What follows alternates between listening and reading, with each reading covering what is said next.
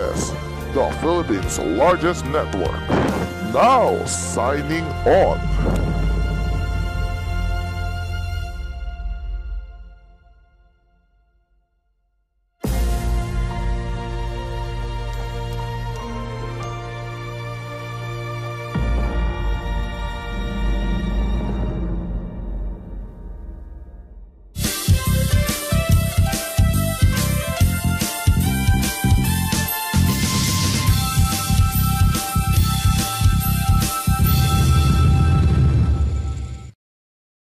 EBS Integrated News and Public Affairs. Maasahan, maging mapanuri sa balita.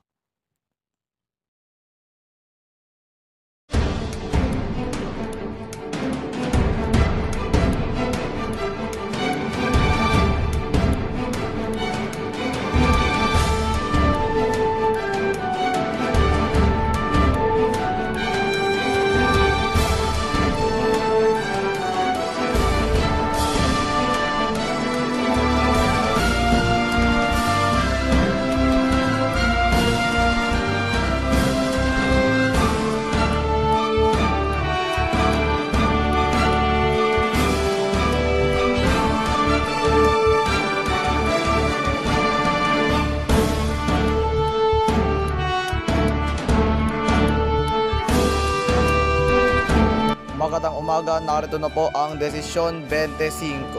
Ang walang kapares, walang kinikilingan, at walang pinaprotektahan at pinaka-komprehensibong election marathon coverage ng EBS Integrated News and Public Affairs.